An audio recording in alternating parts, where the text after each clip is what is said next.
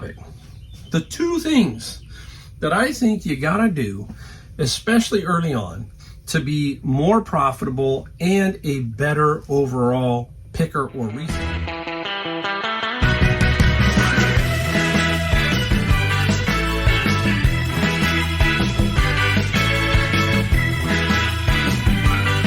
Hey everybody, welcome. Mike, the Golden State Picker. And today we got some more stuff we found. Not a whole lot of stuff we found, and an average day of stuff we sold. We're going to show you that. We're going to talk about the main title of this video coming up. I will tell you, it's finally broke the weather. It was beastly hot here in California, over 100 for quite a few days. So I can finally get in the garage and feel a little bit more comfortable, especially in the morning. Absolutely crazy heat wave we had there. And I kept looking at other places like Las Vegas, 120. Oh my goodness, Death Valley, 126. Even back in East, where I have my house in North Carolina, 90s and high humidity. So hopefully it's going to break and calm down a little bit, because eventually I'll get back there and I'm going to have to deal with the summertime heat. Wild. So if you're new to my channel, Mike, I am out of San Jose, California, also called Silicon Valley. Find some cool stuff and all that. I've been doing it 5 years. And people were always asking me, so we're going to get right into the topic. The two things that I think you got to do, especially early on, to be more profitable and a better overall picker or reseller. Now, a lot of these principles are the same for every business. Now, I come from a background of retail, 30 years in the furniture store business. I owned a furniture store. Some of the principles are the same thing, and we'll talk about that in a minute. Now, when it comes to reselling, the one thing we have to be careful of, and I believe this wholeheartedly, is there's a phrase that I use: don't buy just to buy. Sometimes we get caught up when we're at a thrift store, a flea market, or a garage sale, and we think that we can't leave without something. There has to be something here that we can sell. And there might be.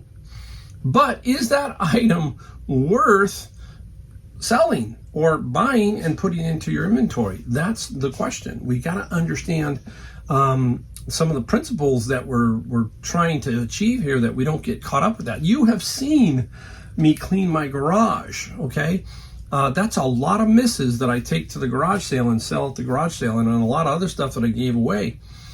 So it is a problem for everybody, and it's how we control that, no matter what. When I was a retail furniture store owner, I would go to twice a year to what we call market, and I have to pick certain items to think that I'm going to sell this brand or this line or whatever. And it's a very educated guess, and you only get this with time. When I was early on in my furniture industry days, I will tell you that it was almost like I couldn't miss. The economy was the 90s and into the 2000s, and computers and all that. It was just a booming time. And it seemed like, I always told my employees, it seemed like we opened the door up and money just flew in. It was that interesting and that fun and that cool. So you couldn't miss. But as you got longer into the business, and we went through some economic financial times with the 2008 crash, all that kind of stuff, you really had to be a little more careful on what you were buying. You didn't want to buy just to buy. You almost could do that early on, and then it was like, wait a minute, I got to be a little bit more cautious, okay? The same thing here with reselling. Every one of us has an area that we may know more about than another. For example, I know golf clubs. I know some vinyl, I know that kind of stuff. If you put me in a room with golf clubs, I could definitely figure it all out really quickly. But you put me in a room of glass, and now I'm lost, okay? So I shouldn't just be buying glass because it's there and it looks pretty. We have to have a reason for that, and we have to understand that we just don't buy it just to buy it and hope it sells. We need to really look deep. We need to look at the sold comps of items, and the sell-through rates, all that kind of stuff, and see, hey, can the money we are putting out for this item, can it work? And will it work quickly, or is it a long tail? All of that kind of stuff. So we really have to break down and understand, don't buy just to buy, okay? Now, the second thing we got to do is we got to list consistently. We can't list here, there, maybe another way there, all that kind of stuff. I will tell you that I try to list every single day, something. My goal in my head is 8, okay, a day. That's in general, because that's the number that I sell every day, in general. So why not put up 8 and sell 8? Put up 8, sell 8. You kind of understand what I'm getting at with that. So we have to use the combination of don't buy just to buy, along with our consistent listing of our quality items. That means I'm going to show you these items here. They're already photographed. They are going up tonight. That's how fast they're going to go up. They don't sit around, is what I'm getting at. Excuse me one second. Something in my throat. So I don't let them sit around. I want to get them up, especially if they are a hot seller or I really feel like something is potentially going to sell pretty quickly. Okay, so we need those two things to work in connection with each other. People go, well, I only have 100 items up. You're only going to sell so much if you have 100 items up. I don't care who you are. You're going to have to build an inventory. Just like my furniture store, I started out with X, and then I ended up with X. I ended up with this huge inventory at the end. But the more, in general, the more inventory you have, the more selection, the more chance you're going to get a sale. That's the bottom line. Don't buy just to buy, and consistent listing. So keep that in mind. All right, time to get into what we found. 5 items. That's it. It was a Saturday. Garage sales. Nothing great. Ran into another picker and we were talking. He has a friend who says, hey, you know that his friend does some kind of he has some kind of study or some kind of thing that he tracks garage sales year over year. And he said that this year in our area, garage sales are down 50%, the number of them. And I can see that. We were talking, my friend and I, Brian, about this.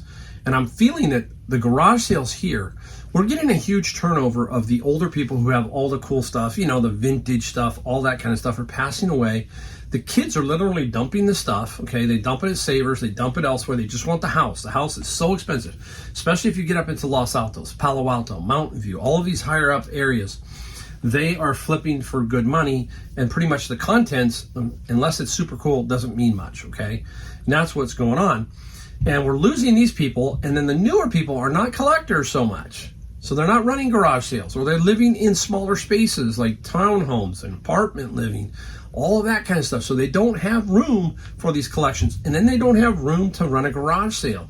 As one of my picker friends who lives in a mobile home park, he can't hold a garage sale, and he's got all kinds of stuff that would be great at garage sales.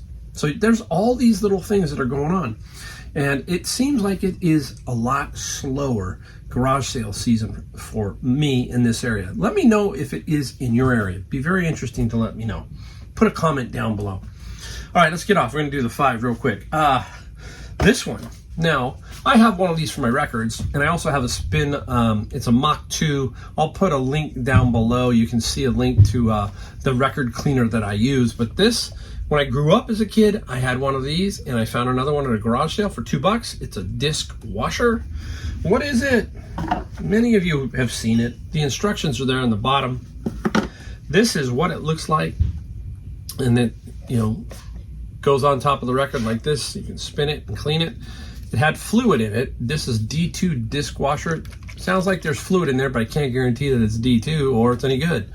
And then the little hole for the storage. Very super cool. It used to have, I think, a stylus cleaning brush also. It doesn't have that. $2, not much, probably about 20, roughly $20. So keep that in mind. Little things like this, great, easy shippers, and they will, if you price them right, sell rather quickly. Now, this was close to don't buy just to buy, but I have sold them before. It is a tank, okay, and it is by Century Toys. The name is 21st Century Toys, okay. This is a German tank. You can see this right there. But anyhow, $2, and I think that there's at least 20, okay. So that's what I'm thinking. So 20, 20. There's 40, okay? Now, let's get into the only other item I got at a garage sale. Well, I should say I got a jacket, an in and out jacket at a garage sale for $1. I have already hung it up. So I did get that, but that's only about $20, $25 too. Look at this one. How cool. Everybody, who is it? Can you tell?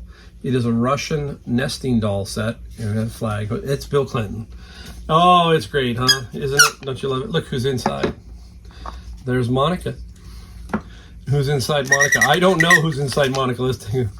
It's either Linda Tripp or Paula Jones, I think. Is that the other one? I don't know. I'm just guessing here. And then there's one more right there. And is that I think, is that Hillary? I have no idea. I couldn't resist. It was $1 of $1 for the nesting. And there's Monica in her full doll form. So there you go, Bill. Back together you go. Anyhow, $1, not much, probably 20 bucks, but for $1, I couldn't resist. Oh my goodness, that's a good one. Now, off to Savers I go. So I do my garage sales. I go, well, maybe I'll get a little more luck out at Savers. And I got 2 items at Savers. I will show you the big one first. This one is kind of a no-brainer because it was brand spanking new. It's a Cuisinart, and it is a Belgian waffle maker, and it is, with my discount and everything, it was $12. So it was like $15, so $12 for this Cuisinart. And it will sell for about $100 roughly, and for that. I haven't completely figured out the price yet, but it's brand new. Anything brand new like that, if you can pay 10, 15, maybe even 20, fine, grab it. It can be worth some good money. Now, you gotta look for these. I've talked about this over and over. You have seen my videos, you know. Here it is. Now, what is it? Well, it's a cassette tape holder. Okay, you put cassettes in here. This holds 100. It is not the brand that we really want to find, which is Napa Valley Crate. Napa Valley would have a stamp here burned in with a iron and say Napa Valley. This is a different brand. This one is called Pastimes, okay? And I think they are out of Virginia, okay? And it is a nice one. It's stained. There is a comp, so $54. I paid $5 at Savers. They look tricky to ship. Let me preface this, everyone. There it is. You can see it. This is where you need to collect a few boxes occasionally and maybe even pre-box this item. But if you can keep it down to its actual size, which you should be able to, okay, and I know I will be, this won't be that expensive to ship. I would bet to say no more than $20 from here to the East Coast. Okay, that would give you a general idea. Now, that's the other thing about reselling is you got to eventually learn how to price things in your head for shipping. Now, I could box that and calculate it. I could do that, okay, or I could just put the number up because I know I have the box. I just got to get it, find it. So that's the question. Pre-box it, would you? Or would you just put the number up? Let me know down in the comments how you want to tack that one, or would you even try to sell something like that? About $55, $60. I mean, like I said, no more than $20 from here to the East Coast. That's California there. All right, we're going to switch this around, clean this up, and then I'm going to show you what we sold in a day and a half. So we'll be right back. All right, everybody, we're back, and it's time to show you what I sold. This is a day and a half. I will tell you, this summer is feeling a little bit slower than last year. I got to go back and look at my numbers. That's one thing you can do is just go back and check your numbers for the same period and see how you're doing. And if you're doing the same in this economy, hey, thumbs up. That's great. And who knows? So I'm going to go do that and take a peek when I'm done here and go see if I am, pick out a 30-day window off of eBay and just kind of open it up. Don't open it up month to month, but maybe 30 days, like from the 10th to the 10th, and just see what's happening compared to last year, the same period. That's one great thing about eBay is you can do that on your seller dashboard. You can kind of look around sometimes, and that's how you find out. That's how you tell yourself Is everything okay? And let's say you open it up and you're down 20%. Then you have to start saying, okay, why am I down 20? Did I sell one item that was really heavily skewed during that period? So that's what I like to do. I like to get rid of my heavy items that are real. Like I sold that Beatles album. I want to make sure that that doesn't show up in this particular little period. Make sure that that's not in there so it doesn't skew that area. So that's what I will do. I'll probably find out when that album was and then take that next period and see how everything goes. So keep that in mind, okay? Now, hey, $569. That's great. I love it. Hey, I'm halfway to my retirement. I'm really close. I love it. If I could do that every couple of days, that'd be fine with me. So that's another thing. Keep that in mind as you're going along. Ups and downs, as we always talk about. I need some help with one item. I want to know what you would have done, because I know a lot of you collect this and like to find this stuff. So we'll talk about that in a second. We'll just talk about what we got. A lot of bins of books, a lot of books, and something out of my friend's locker. So here we go. All right, and right off the bat, some books. And these are the fundamentals, and it's the Masonic, I think some kind of Masonic library. 4 books. I think there's 5. It's like, where did the 5th one go? When I'm going through the bin, I'm like, what the heck? It's only 4, but $30 plus $11 on the shipping side for that one. And the garage is still bright and open. It hasn't closed in yet, okay? Not yet. It's getting there. Now, I got these out of my bin a long time ago, and I didn't know what to do with it. So I decided to try an experiment. And occasionally you do that because you want to find out, hey, what can happen? When I first saw them, I said, oh, please let the games be inside the boxes. Nope. No games, no manuals, I don't think. Yeah, there's one manual right there, and that's it. But 4 boxes. I said, well, let's see what we can do. So I put it up for $10. And it hit, the cases hit, and they paid $9 on the shipping side. This should be able to go first class, okay? Under the ground, the ground advantage now. We used to call it first class, right? But the ground advantage. So now another thing I've noticed on ground advantage, have you noticed that if you put in £1, it jumps to a higher price? Interesting the way that works. So 15, I did that. I put in a pound, and I've always done that. And then all of a sudden it gave me a much higher price. I'm like, what's going on here?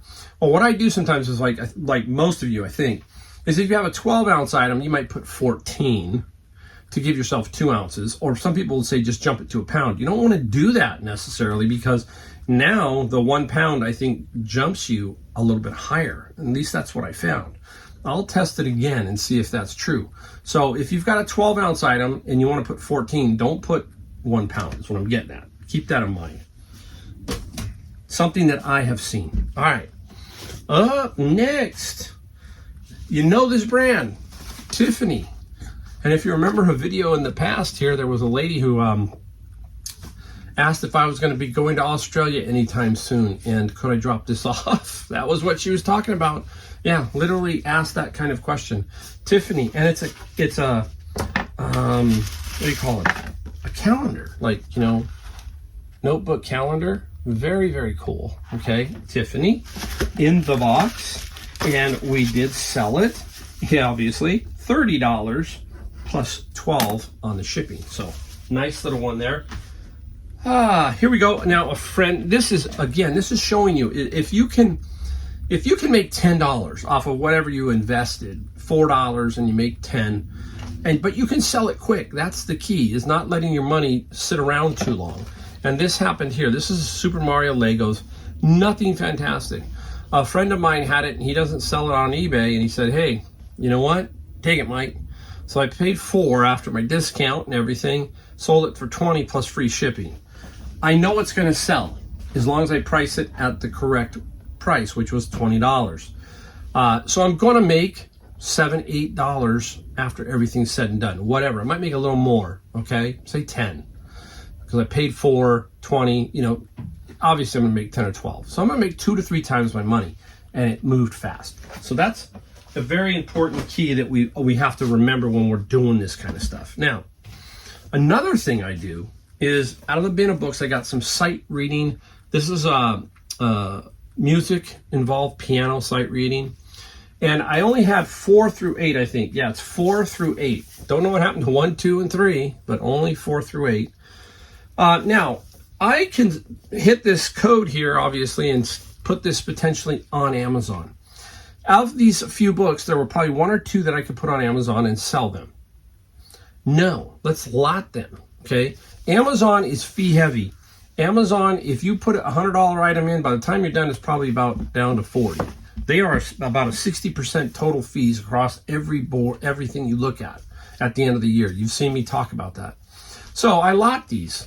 And the sight reading, it got, what did it get? It got $25, I think. Trying to find it. Yeah, $25. Oh, Mike, what did I do? I know it's there somewhere. Well, hey, I know I got 25. You can see the shipping. I got a list here. I'm like, what the heck? And I'll see it in a minute. It's just nuts. Get out of my bin of books, something here. This guy, take a look at this.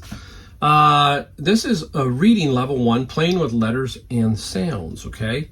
So again, hey, let's make sure we can move this particular item. It's not going to get me $100, that kind of thing, but I need to make sure that I can move it. 15 plus 9 on the shipping on this. And this you could put in a poly bag it, and then just put the label on it. So that's a good one too. So the things that I carry some poly bags. We've talked about various boxes for books, smaller books.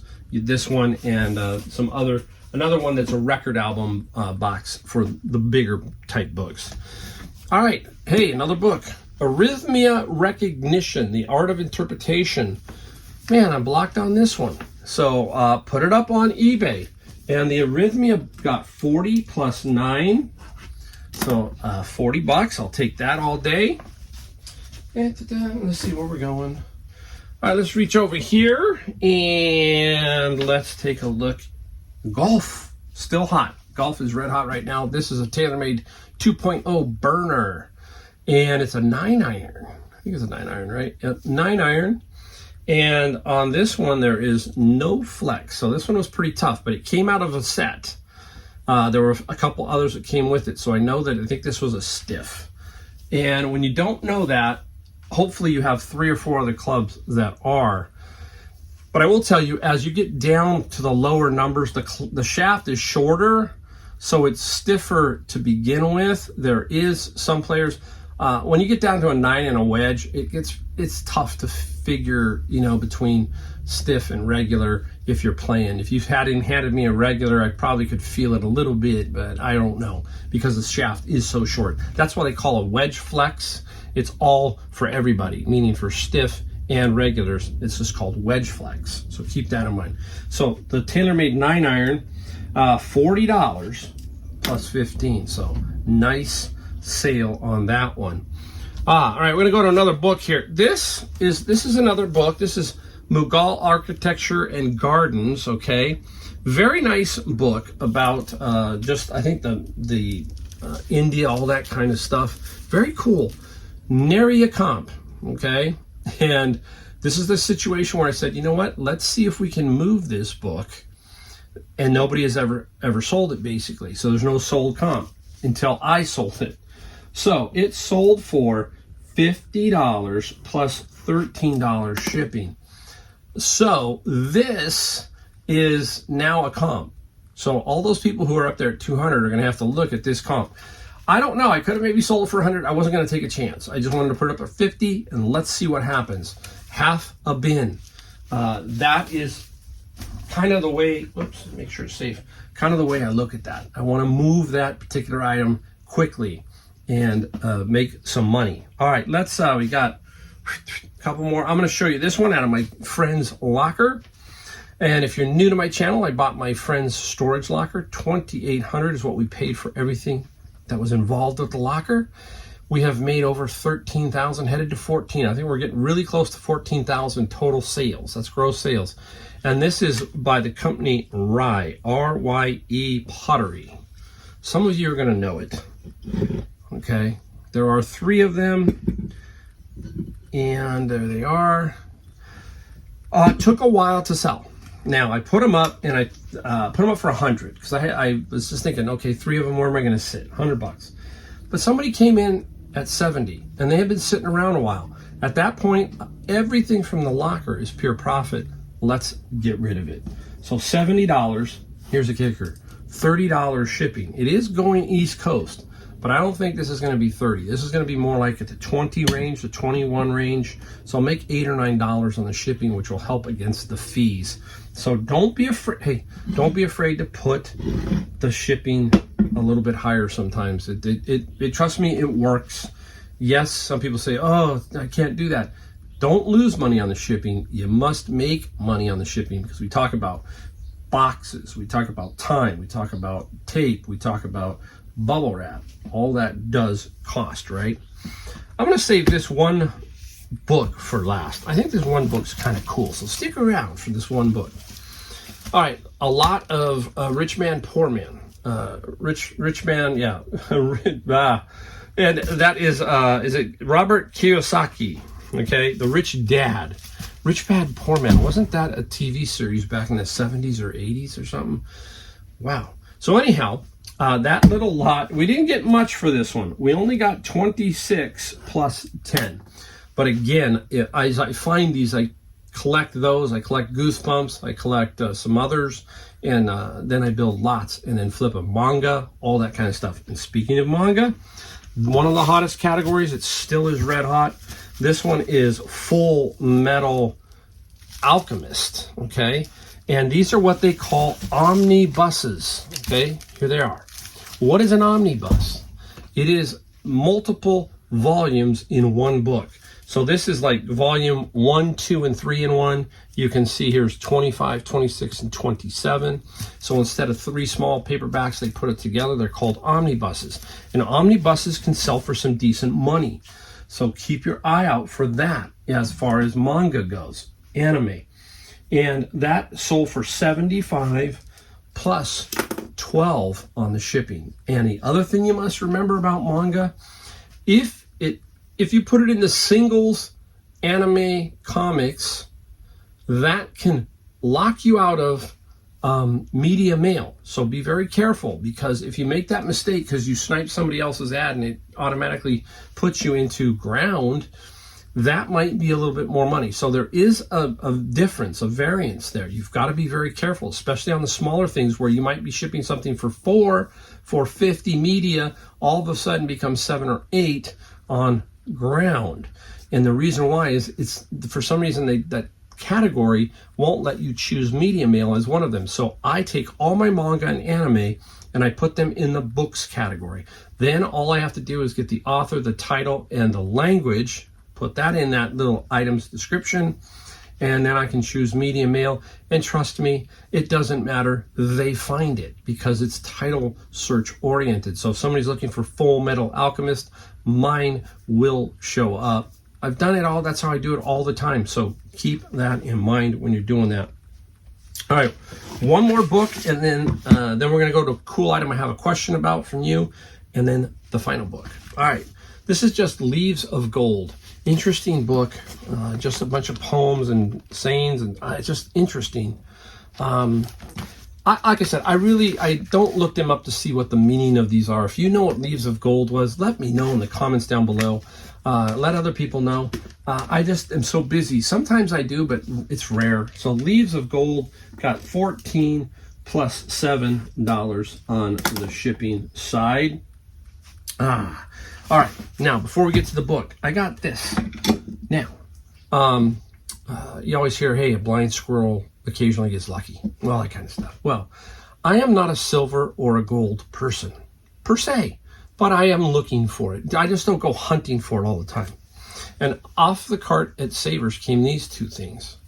They got these little screw, look at, they're missing the bases. They're like candelabras. Now, I know kind of what silver looks like and feels like. There's a difference between plate. You can kind of know in general, not 100%, but you can know. And I said, this has definitely got to be silver. And it took me a while to get my loops. I have a loop on my keychain. And it's very faint here, but it is here. It says sterling weighted, okay? And if you're new, that means that the outside of some cement or metal, and it's just sterling covering it, okay? That kind of thing. So to figure out the value is very difficult. So you can weigh them. So these weighed like 2 pounds, 6 ounces together on the scale. So I put that in the ad. A lot of people, I want to know if you collect it, just put it into a big bin, and at the end of the year or whatever, take it down and have it melt value, all that kind of stuff. I don't find enough of it to kind of do that. So I said, let's put it up. And I sold these for $50 plus $20 on the shipping side. I don't know. Would I take these down to a jeweler and would they give me melt value? Would I get $50? You let me know. I gave you the weight, 2 pounds, 6 ounces. Some of you are very good at this and understand. So did I make a bad deal here, or was it an okay deal? That's all I'm saying. Now, if I had the bases, I could have sold them for probably 150 to 200 easy, because they would have been complete. I have no idea where the bases went. Now, here's the kicker. Savers wasn't sure what they were, because one of the cart girls said, hey, they don't know what they are. So they didn't take and look to see that it was sterling, and they put it out. They were $4.99 each. So I paid $10. So again, did I do good? You let me know in the comments. I always like to hear one way or the other. Say, hey, Mike, you did okay, or you didn't. You could have got more. Let me know. All right, now this is the last book. Now, when I first got it, I just thought, oh, it's just another book. And this is Making Something Wonderful, Steve Jobs in His Own Word. There were 2 of these. And I'm like, okay, well, what the heck? It just looks like somebody, book, somebody wrote. But anyhow, I guess it's in his own words. And I think they gave these out from the Steve Jobs archive. So I'm not positive, but I think these come out and Apple employees get them. But what's cool is the book sold for $75 and $7 on the shipping side. And I've got another one. So those 2 are $1.5 bin once they sell. And very interesting. Looks like a little Polaroid on the front that they kind of mimicked. And there's the great Steve Jobs, who created a great company in Apple. We all are affected by Apple in some way because we have phones, we have other things. So that's very, very interesting. So there you go. $569. Let me know about silver. I definitely want to know about that. I want to know because I need to know if I'm doing right or wrong when something like that pops up. And as always, we like to have you hit the like, the subscribe, and the bell notification. Only thing we ask. And we will see you in my next video. Thanks again, guys.